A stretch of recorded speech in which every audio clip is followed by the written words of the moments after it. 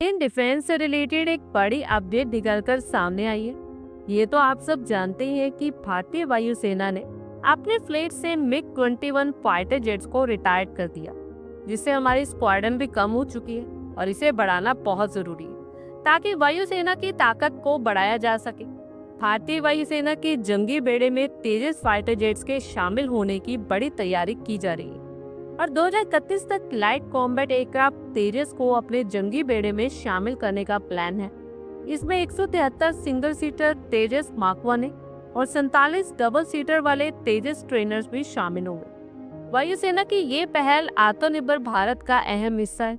पिछले महीने ही defence ministry ने हिंदुस्तान एरोनॉटिक्स लिमिटेड यानी HAL से 97 एडिशनल तेजस मार्क 1 फाइटर जेट्स खरीदने की अप्रूवल दी और ये डील लगभग 66,000 करोड़ रुपए की होगी। ऐसे तेजस ट्विन सीटर, लाइट वेट और सभी तरह के मौसम में अपनी क्षमता दिखाने वाला 4.5 जनरेशन का multi role fighter jet. HAL ने कहा कि ये मॉडर्न कॉन्सेप्ट और टेक्नोलॉजी का एक मिला जुला रूप है। इसमें advance glass cockpit, integrated digital avionic system और एयरफ्रेम के लिए एडवांस मिक्सचर कंपोनेंट्स भी लगे होंगे।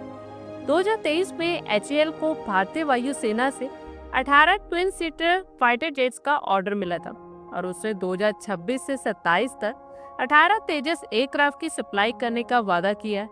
भारतीय वायुसेना के नए जंगी बेड़े में 11 स्क्वाड्रन्स को शामिल करने की तैयारी है, जिसमें हर एक स्क्वाड्रन में करीब 20 फाइटर जेट शामिल होंगे।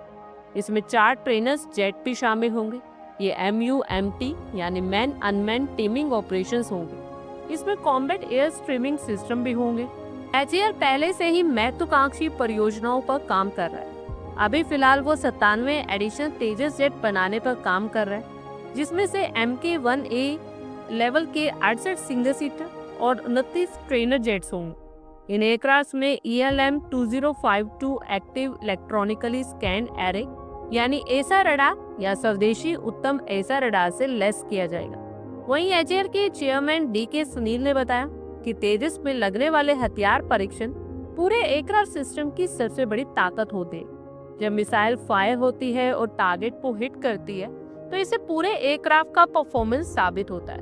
ये टेस्ट इस बात को बताता है कि एयरक्राफ्ट के विंग्स पर लगाए गए हथियार, उनके अलाइनमेंट और सिग्नलिंग और एरोडायनामिक सब सही काम कर रहे हैं। ये हमारे लिए टेस्टिंग का टॉप पॉइंट होता है।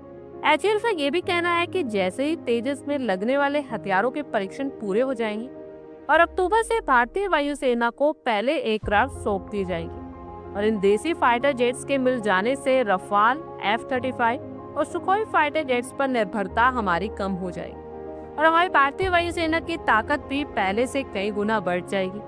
आप लोगों की क्या कुछ राय है कमेंट बॉक्स में शेयर करें। आई होप आपको हमारी ये वीडियो अच्छी लगी हो और आगे भी इसी तरह के अपडेट्स के लिए हमारे चैनल को जरूर सब्सक्राइब करें। धन्यवाद।